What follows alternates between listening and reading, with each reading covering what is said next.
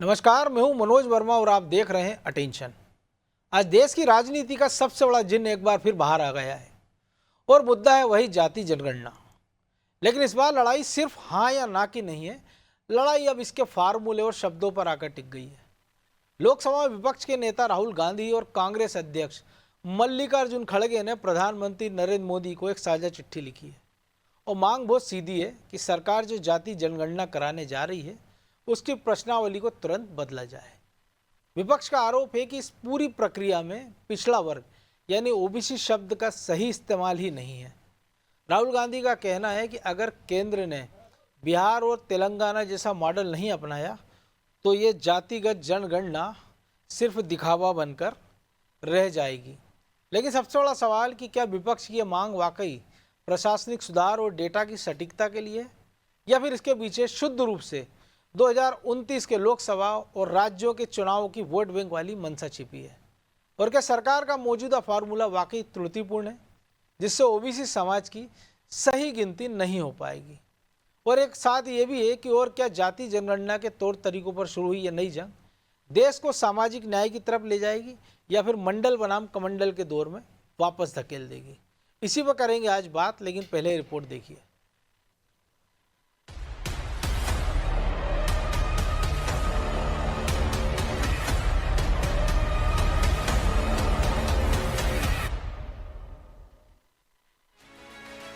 जाति जनगणना को लेकर कांग्रेस ने अब सीधे पीएम मोदी को चिट्ठी लिखकर सियासी मोर्चा खोल दिया है। कांग्रेस अध्यक्ष मल्लिकार्जुन खड़गे और नेता प्रतिपक्ष राहुल गांधी ने जनगणना 2027 में पूछे जाने वाले सवालों और जातियों की जानकारी जुटाने के तरीके पर सवाल उठाए हैं। कांग्रेस की मांग है कि सवालों में बदलाव किए जाएं और प्रक्रिया तय करने से पहले राजनीतिक दलों, विशेषज्ञों और जनता से सलाह ली जाए। कांग्रेस की सबसे बड़ी आपत्ति इस बात पर है कि जनगणना के सवालों में पिछड़ा वर्ग यानी ओबीसी का स्पष्ट उल्लेख नहीं है। कांग्रेस का तर्क है कि इससे देश में ओबीसी आबादी का वास्तविक आंकड़ा सामने आने में परेशानी हो सकती है। राहुल खड़गे ने बिहार और तेलंगाना जैसी प्रक्रिया अपनाने की मांग की। भाई, जातिगत जनगणना होना चाहिए, जिसकी जितनी भागीदारी उसकी उतनी हिस्सेदारी। तो इससे क्यों सत्ताधारी सरकार भागती है? अमित शाह जी और मोदी जी ने तो कहा था कि हम 2-2 करोड़ नौकरियां देंगे, 15 लाख खाते में डालेंगे। तो इनके जितने मुद्दे हैं, जितना इन्होंने जो किया था, ये सब मुकर रहे हैं। इसलिए अब इनकी गाड़ी पीछे दौड़ रही है और अब कांग्रेस की गाड़ी आगे दौड़ रही है। लेकिन इस चिट्ठी का सियासी मतलब सिर्फ जनगणना के सवालों तक सीमित नहीं है, क्योंकि जाति का आंकड़ा सीधे तौर पर राजनीति और वोट बैंक से जुड़ा हुआ है। देश की राजनीति में ओबीसी, दलित और अन्य पिछड़ा वर्ग लंबे समय से बड़े चुनावी समीकरण तय करते रहे हैं। ऐसे में जातियों की सही संख्या सामने आने का असर भविष्य की राजनीति पर भी पड़ सकता है। लिहाजा इस लेटर को लेकर अब बीजेपी कांग्रेस पर हमलावर है। देखिए, भारत को तोड़ने में जो यकीन रखती हो पार्टी कांग्रेस, अब उनके नेता बताएंगे कि जातियों में किस तरह से काम करना पड़ेगा भारतीय जनता पार्टी को। भारतीय जनता पार्टी एक राष्ट्र श्रेष्ठ राष्ट्र में यकीन रखती है। कांग्रेस ने सिर्फ तोड़ने का काम किया है, इस देश को तुष्टीकरण का काम किया। भारत में जातिगत गणना का इतिहास भी पुराना है। 1881 में पहली जनगणना से जातियों की गिनती का सिलसिला शुरू हुआ। 1931 तक जातिगत आंकड़े जुटाए जाते रहे। 1941 में भी जातिगत जनगणना हुई, लेकिन उसके आंकड़े सार्वजनिक नहीं किए गए। लेकिन इस बार की जनगणना में जाति से जुड़ा सवाल पहली बार व्यापक रूप से सामने आ रहा है। 2011 की जनगणना में जाति संबंधी जानकारी के लिए मुख्य रूप से एससी और एसटी का विकल्प था। खैर, राहुल खड़गे की चिट्ठी ने जनगणना के सवालों पर बहस जरूर शुरू की है, लेकिन इसके पीछे छिपी सियासत कई ज्यादा बड़ी है। ब्यूरो रिपोर्ट, अनादि टीवी।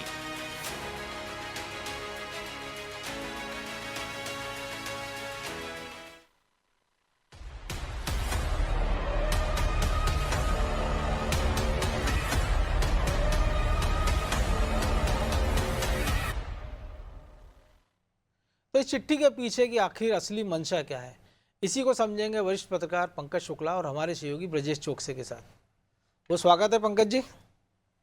जी नमस्ते। तो ये जो चिट्ठी लिखी है राहुल गांधी और खड़गे जी ने, तो क्या माना जाए कि वाकई ओबीसी की चिंता है या जो एक बड़ा मुद्दा उन्होंने सेट किया था कि जातिगत जनगणना कराई जाए, जातिगत जनगणना कराई जाए, और एक प्रेशर था जब वो सरकार में थे नीतीश के साथ बिहार में, तो वो उसको पंचर होता देखते अब ये नया राग छेड़ दिया गया है। क्योंकि ये वही कांग्रेस है जो नेहरू जी से लेकर राजीव गांधी तक सब जातिगत जनगणना के खिलाफ रहे, चाहे फिर वो काका कालेलकर कमेटी की रिपोर्ट हो, मंडल आयोग की रिपोर्ट हो, सबको धूल जमाए बैठे रहे। संसद में राहुल गांधी ने कहा, इंदिरा गांधी के जो बयान थे, नारा था कि जात पर ना बात पर, मोहर लगेगी हाथ पर। बिल्कुल मनोज जी, दरअसल क्या है कि जब सरकार ने दबाव में जाति जनगणना करने का फैसला कर ही लिया, और जिस तरह से अब नया फार्मूला बना है वो कांग्रेस को इसलिए भी हजम नहीं हो रहा है कि वो जो चाहती है, जिस तरह की पॉलिटिक्स को शेप देना चाहती है, वो उस उद्देश्य इस जनगणना के फार्मूले से पूरा नहीं हो रहा है। क्योंकि यहाँ सरकार ने जनता पर छोड़ दिया है, व्यक्ति पर छोड़ दिया है कि वो खुद तय करे कि उसकी जाति क्या है। और एक ऑप्शन और है कि वो चाहता है कि मेरी जाति नहीं है, नो कास्ट, तो वो ये भी दर्ज कर सकता है कि मेरी जाति बिल्कुल। नहीं है। वहां जाकर कांग्रेस का जो राजनीतिक समीकरण है वो फेल होता हुआ दिखाई दे रहा है।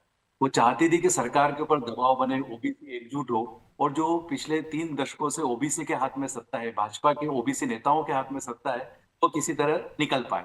लेकिन जब ये फार्मूला पूरा नहीं हुआ है तब वो बहुत माइन्यूट डिटेल पर जाना चाहती है, और ये चाहती है कि ओबीसी के वर्गीकरण को समझा जाए ताकि नए तरह की राजनीति देश में आकार ले।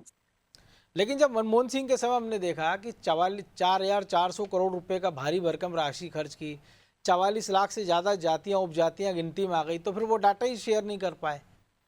तो इससे भी पता चलता है ना। और अगर ये इतनी सारी ये जब हो जाएगा तो ये तो फिर हमने देखा उस समय भी करोड़ों गलतियां निकली गई उस समय कि जातिगत जनगणना के जो डाटा आए, तो फिर सरकार ने उसको जारी नहीं किया।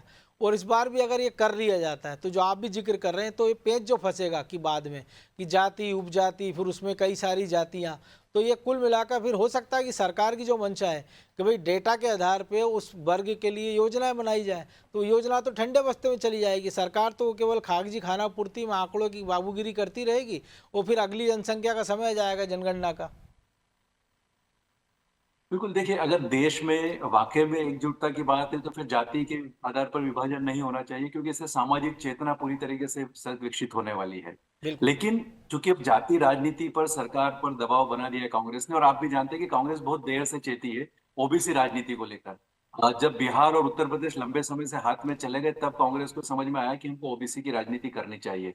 अब जब ओबीसी की राजनीति करना, और बीजेपी बहुत शार्प तरीके से, बहुत सधे हुए तरीके से ओबीसी को साधे हुए, ऐसे में अगर कांग्रेस को उसमें सेंध करना है, उसमें सेंधमारी करनी है, तो उसको कुछ ऐसा तरीका खोजना होगा कि ओबीसी भी बटे। और ओबीसी तभी बट पाएगा जब ओबीसी के सारे सेक्शंस पर राजनीति हो पाएगी, सारे सेक्शन की गणना हो पाएगी। आपको याद होगा मोदी सरकार ने जब जस्टिस रोहिणी कमेटी बनाई थी, तो रोहिणी कमेटी ने कहा कि लगभग जो 1000 ओबीसी की जातियां हैं अलग अलग, उनमें से 10 ही ऐसी जातियां हैं जो बहुत सत्ता के केंद्रों में काबिज है या जिसके हाथ में मलाई है, बाकी जातियों के हाथ में नहीं है। ये वो एक ऐसा बड़ा तथ्य है जिसको कांग्रेस या विपक्षी दल भुनाना चाहते हैं, ताकि सरकार को ओबीसी के हितों की नीतियों पर और राजनीति पर घेर सके। हम देख इसीलिए भी वो रहे हैं ना चाहती कि है जैसे गुजरात में पाटीदार हो गए, या महाराष्ट्र में मराठा हो गए, या उत्तर प्रदेश में हम देख रहे हैं यादव हो गए।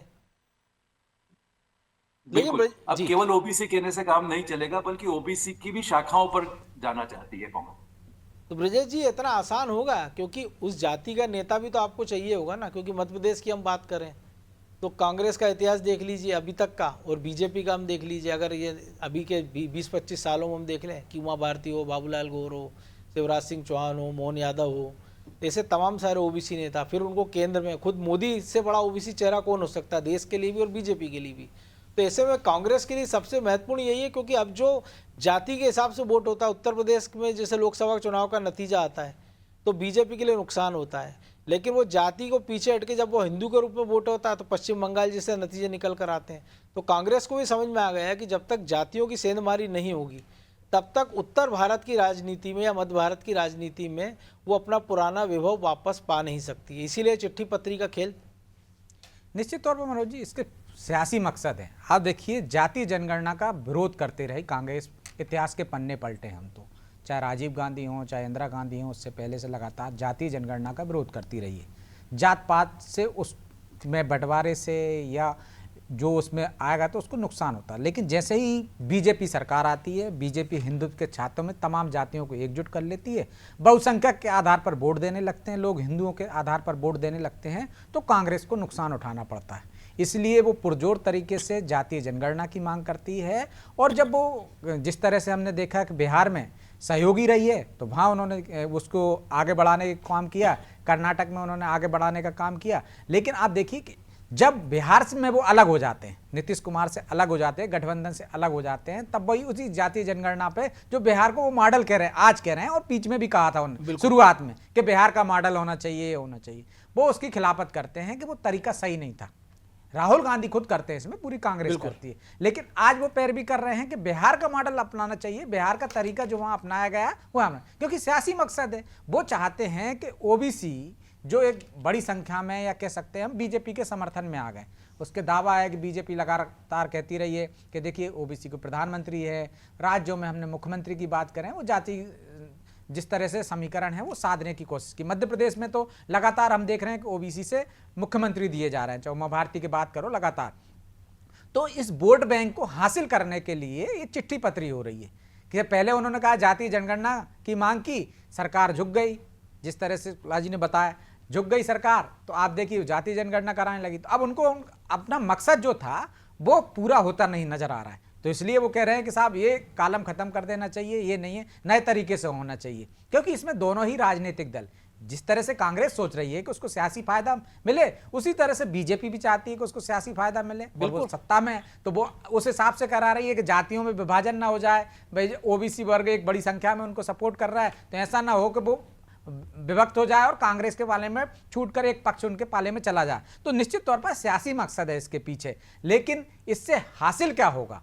निश्चित तौर पर यदि कांग्रेस जो मांग कर रही है वो एक नया नैरेटिव सेट करना चाहती है कि ओबीसी को पूरा हक देने से बच रही है बीजेपी सरकार। अब वो ये नैरेटिव कितना सेट कर पाएगी ये तो आने वाला समय बताएगा। लेकिन क्योंकि दोनों ही दल, एक पक्ष कह रहा है कि हम ओबीसी के सबसे बड़े हिमायती हैं, देखिए प्रधानमंत्री से लेकर मुख्यमंत्री से लेकर ओबीसी के लिए हम क्या कर रहे हैं। यही कोशिश हमने देखा था मध्य प्रदेश में कमलनाथ जी ने जाते जाते की थी कि उन्हें समझ में आ गया था कि मध्य प्रदेश में, चाहे राजस्थान में, चाहे छत्तीसगढ़ में, जहां ओबीसी का आपको साथ मिलेगा तो आप वहां सत्ता में आ सकते हैं। मध्य प्रदेश में ये दाव चला कमलनाथ जी ने सत्ता में वापसी के लिए, उन्होंने ओबीसी के को आरक्षण की 27% आरक्षण की एक तरह से फाइल चला, आधी अधूरी, कोर्ट में विचाराधीन है। आप देखिए अटका हुआ है। दोनों ही दल संयुक्त रूप से बैठकें भी हो चुकी हैं, सर्वदलीय बैठक भी हो चुकी है, दोनों ही चाहते हैं कि ओबीसी को आरक्षण मिले। लेकिन असल बात यह है कि उसमें रुकावट भी देखो देना चाहते हैं, कहने के लिए देना चाहते हैं, लेकिन देना कोई नहीं चाहता है कि ये उसी तरह से है कि कौन मुसीबत को मोल ले।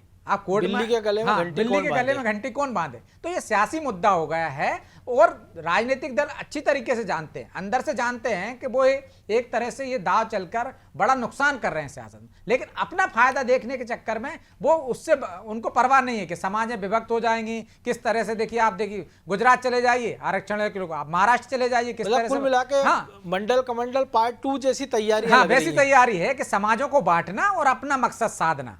तो उसी जतन में कांग्रेस लगी हुई है और जब वो सत्ता में आ जाएगी मान के चलिए तो वो भी वही करेगी जो आज बीजेपी कर रही है। देखिए पंकज भाई, ऐसा नहीं लग रहा है कि जो 50% आरक्षण का बैरियर है उसको तोड़ने की पूरा प्रयास किए जा रहे हैं? क्योंकि कई जगह कई राज्यों का मसला अटका है, चाहे वो मराठा आंदोलन हो, चाहे वो पाटीदार आंदोलन हो, या जितने भी आंदोलन है। तो ऐसे में एक मोटी संख्या मानी जाती है ओबीसी की देश में कि 60% से ज़्यादा है। तो वो डाटा अगर आ जाता है तो उसके बाद इस मांग को आगे बढ़ाया जाए। वो अगर ये होता है तो भी लड्डू हाथ में होगा, नहीं होता तो भी लड्डू हाथ में होगा। तो एक तरह से जातिगत राजनीति को सत्ता का केंद्र अपने आप को बनाए रखने की कांग्रेस का प्रयास ही। बिल्कुल आपने सही बात कही। जो आपने मुहावरा भी प्रयोग किया कि बिल्ली के गले में घंटी कौन बांधे। मुद्दा ये कि एक तरफ तो वो ओबीसी वोट बैंक को अपने कब्जे में करना चाहता है, लेकिन भीतर ही भीतर ये भी डर है कि जो हिंदू वोटर कह सकते हैं या जिसको अगड़ा वोटर कह सकते हैं या जो अनारक्षित वोटर है, अभी दिल्ली में जिसका बड़ा आंदोलन भी चल रहा है, भी हाथ से न खिसक जाए। अब दोनों हाथों में अगर लड्डू साधना है तो उसके लिए दोनों ही पार्टियां फूक फूक के कदम रख रही है। कांग्रेस जरूर चाहती है कि वो ओबीसी वोट बैंक पे सेंध लगाए और उसके लिए उसका जो फलसफा है, दृष्टिकोण हमें पता चल ही गया है। तो चाहती है कि ओबीसी के एक एक सेक्शन को तोड़ा जाए और उसमें जहां अपना मैकेनिज्म है जिनको साधने का, उस वोट बैंक को साध लिया जाए।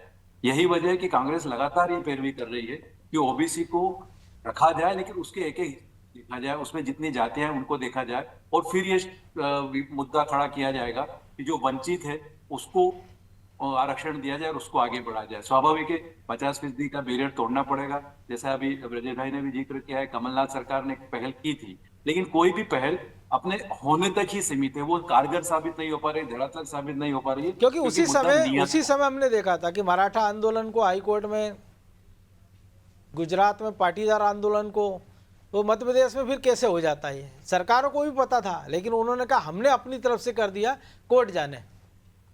कोर्ट, और कोर्ट भी बार बार कहती रही कि आप इस पर फैसला कीजिए, कोर्ट की तरफ क्यों जाना है। लेकिन राजनीतिक दल कोर्ट की तरफ जाकर जनता को भरमाने का प्रयास करते हैं कि हमने कर दिया, कोर्ट यहाँ पर जो है पंगा लगा रही है, कोर्ट की तरफ से मामला नहीं हो पा रहा है, ताकि एक राजनीतिक मुद्दा बना रहे और किसी तरह से उसका लाभ हमको मिल पाए।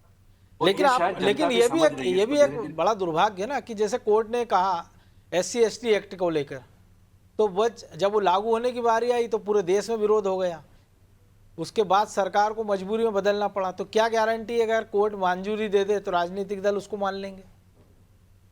बिल्कुल। तो ये बड़ा ये इसमें बड़ा मुद्दा ये भी देखना है, आपने बीच में एक बात कही है कि इसका फायदा किसे होगा, क्योंकि अभी जो कांग्रेस का मुद्दा है वो मुद्दे उठा जरूर रही है, लेकिन क्या ये संभव है कि ओबीसी की राजनीति को कांग्रेस उतनी अच्छी तरीके से हैंडल कर पाएगी, क्योंकि उसके पास वो तंत्र अभी विकसित नहीं है, जबकि बीजेपी अपने जाति समीकरण के आधार पर राजनीति करने में कहीं आगे कांग्रेस से दिखाई देती है। लेकिन तो ये भी मुद्दा हम देख जरूर रहे हैं कांग्रेस ना मना रही है, लेकिन उसको लाभ मिलेगा जी। कि लेकिन उसको पहल अपने यहाँ से कर देना, वो संगठन में कर दो दे, बाकी पॉलिटिकल जगह कर ध्रुव दे। है, एक एनडीए, एक इंडिया ब्लॉक। एनडीए सीधा सीधा चाहता है कि भाई हिंदुत्व के नाम पे, राष्ट्रवाद के नाम पर वोटिंग हो, और इंडिया ब्लॉक की परेशानी यही कि वो चाहते हैं कि दलित SC/ST के हिसाब से बढ़कर वोटिंग हो, इसलिए उनके लिए फायदेमंद है। तो दोनों अपनी अपनी राजनीति तो कर ही रहे हैं, लेकिन सवाल ये कि वो समाज का क्या होगा फिर?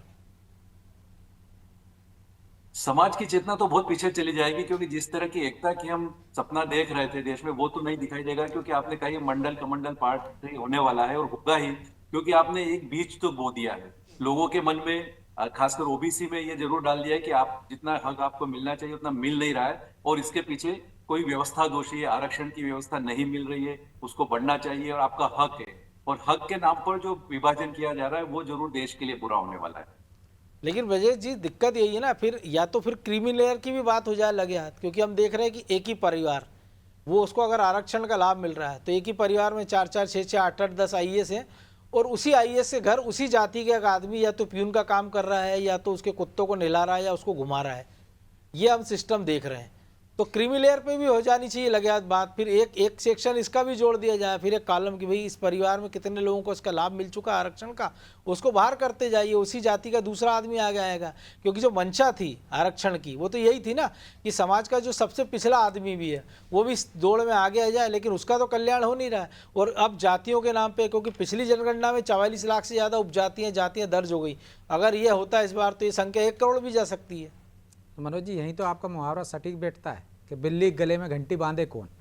आप देखिए आरक्षण आप दे देते हो, लेकिन उसको खत्म करने की बात करते हो तो सरकारें गिर जाती हैं, सरकारें चली जाती हैं, जहाँ सरकार आने वाली होती है नहीं आ पाती। आप कहते हो कि संविधान खतरे में है तो एक माहौल बन जाता है कि वाकई में खतरे में हो जाएगा, कौन संविधान ही बदल देंगे ये लोग, तो एक तरह से नुकसान हो जाता है। तो आप दे तो सकते हो लेकिन आपको छीन नहीं सकते हो। चाहे आप देखिए वोट बैंक है ना, उसके पीछे कोई भी राजनीतिक दल हो, चाहे साहबानों का प्रकरण देख लीजिए, वोट बैंक के लिए आपने कोर्ट के फैसले को पलट दिया ना, चाहे SC/ST एक्ट का मामला देख लीजिए, आपने वोट बैंक के लिए विरोध हुआ तो आपने पलट दिया ना। जो आरक्षण ले रहे हैं, जिसका लाभ पा रहे हैं, उनके परिवार एक के बाद एक पाता जा रहा है, और उसी समाज में लोग नीचे जाते जा रहे हैं और पिछले पायदान पे खड़े हैं, तो कौन आवाज उठाएगा? राजनीतिक दलों से उम्मीद नहीं कर सकते हो आप कि क्रीमी लेयर पर वो एक तरह से आरक्षण को वो कर देंगे कि भाई जो गरीब है उसको दे दें। इसके लिए आवाज समाज से उठना पड़ेगी, उसी से कि भाई मैं संपन्न हो गया, मैं ऐलान करूं कि अब मुझे आरक्षण की जरूरत नहीं है, मेरे परिवार से कोई आरक्षण नहीं लेगा। ये करेगा कौन? क्योंकि सबको आरक्षण का लाभ चाहिए। तो जब तक समाज उस हिसाब से आगे नहीं आएगा कि भाई हम आ गए हैं, अब बराबरी पर आ गए, हमें आरक्षण की जरूरत नहीं है, जिसको जरूरत है उसको मिलनी चाहिए, या फिर जो तबका है नीचे वो आवाज उठाए कि भाई अब इनको आरक्षण मत दीजिए, इनको आरक्षण मिल गया ना एक बार, फर्स्ट टाइम, दो बार दे दीजिए, आप 3 बार दे दीजिए। जब आपको लगता है कि यार संपन्न हो गए तो फिर नहीं, आर्थिक आधार पर दे दीजिए। किसने मना किया है? अब समाज उस हालात पे पहुंच चुका है कि छुआछूत हमने देखी है, लेकिन आज आपको कहीं मिलती है क्या? जातिगत आधार पर कहीं भेदभाव दिख रहा है क्या? बहुत कम है, कुछ हिस्सों में चले जाइए, आपको वहां है तो आप वहां पे उसको दूसरे तरीके अपनाइए। लेकिन आप देखिए अंतर्राज्यीय विवाह के मामला हो चाहे अन्य हो, पहले आप किस तरह से लोगों को एक तरह से अनुदान देते थे, आर्थिक मदद करते थे, भैया आपने शादी कर ली है निचले तबके के साथ तो आपको इतने 1 लाख रुपए दिए जाएंगे, 2 लाख रुपए दिए जाएंगे, क्योंकि आप बराबरी पर लाना चाहते थे। आज समाज में कहीं ऐसा लगता है आपको, तो फिर आर्थिक आधार पर आ जाना चाहिए। लेकिन इसके लिए करेगा कौन? इसके लिए समाज को आगे आना होगा। समाज आगे आए और वो कहे कि साहब हमको आरक्षण नहीं चाहिए, और जो समाज रह गया है, जो तबका निचले स्तर पर है, कि उसका हक बनता है उसको देना चाहिए। तो हक आप जब छोड़ोगे, जिसको जरूरत है वो लेगा, तब तो जाकर बराबरी पर आप आओगे। नहीं तो जो ऊपर है ऊपर तो चला जाएगा, जो नीचे है वो नीचे होता चला जाएगा। तो ये समानता आएगी कैसे? तो इसमें समाज भी लेकिन समाज जब करेगा ना, हम देखते हैं कि मान लीजिए राजस्थान में एक समाज के आदमी का, अपराधी का इनकाउंटर हो जाता है तो उसके सजाती लोग पूरे देश में लामबंद हो जाते हैं। अभी हमने बिहार में देखा है कि काउंटर, हालांकि वो फेक है असली है, उसको लेके बड़ी चर्चा है, कार्रवाई चल रही है, उसको लेके लोग एकत्र हो जाते हैं। कोई अलग अलग क्षेत्रीय जातों के नाम से कोई सेना बना लेता है, वो अलग अलग करने लगता है। तो वो समाज में चेतना आएगी कहाँ से? वो तो ये हो रहा है कि इस समाज में लोग आगे आ रहे हैं तो हमारी समाज का एक संगठन हम बना दें और हमारी तैयारी हम अपने, और वो ऐसा लग रहा है कि जैसे सेना की जो बटालियनें होती है ना, उस टाइप से लोग उसके लिए करने लगे। चाहे वो हरदा में हम चाहे देख ले, चाहे बड़वानी में देख ले, ताजे उदाहरण है। और उनको घुमा कौन रहा है, उनको भड़का कौन रहा है? उसी समाज के लोग हैं ना जो ऊपर, जो नहीं चाहते उस समाज का भला। तो ये समाज कब जागृत होगा कि भाई जो लोग हासिल हो गए उनकी कठपुतली कब तक बना रहेगा? तो उनको उस कठपुतली से निकलना होगा ना। कोई राजनीतिक दल जाएगा भाई आप निकल, प्रयास तो सबको करना होगा, समाज को भी करना होगा, राजनीतिक दलों को भी करना होगा। लेकिन फिर वही सवाल है कि बिल्ली के गले में घंटी कौन बांधेगा, और ये सवाल जब तक बना रहेगा तब तक ये दुविधा मौजूद रहेगी। बहरहाल वक्त इतना ही था, बहुत धन्यवाद पंकज जी आपका। तो देश में जाति जनगणना अब सिर्फ प्रशासनिक गिनती नहीं बल्कि 2029 की राजनीतिक विषाद का सबसे बड़ा मोहरा बन चुकी है। विपक्ष की इस चिंता को पूरी तरह खारिज नहीं किया जा सकता कि डेटा सटीक होना चाहिए ताकि नीतियां सही बन सके, लेकिन साथ ही कांग्रेस को भी अपने अतीत के उन पन्नों को देखना होगा जहां उन्होंने खुद जातिगत आंकड़ों को दबा कर रखा था। असल सवाल ये है कि क्या इस देश का हर नागरिक सिर्फ एक नंबर या वोट बैंक बनकर रह जाएगा? राजनीति चाहे बिहार मॉडल की हो चाहे तेलंगाना मॉडल की हो, केंद्र को अपने फार्मूले की देश की जनता ये उम्मीद करती है कि इस गिनती का मकसद समाज का विकास होना चाहिए, न कि समाज का बंटवारा। अब देखना ये होगा कि प्रधानमंत्री को लिखी चिट्ठी के बाद सरकार अपने सवालों को बदलती है या विपक्ष इस मुद्दे को लेकर सड़क पर उतरता है। आज के लिए अटेंशन में बस इतना ही। देश दुनिया की तमाम सारी खबरों के लिए बने रहें हमारे साथ। नमस्कार।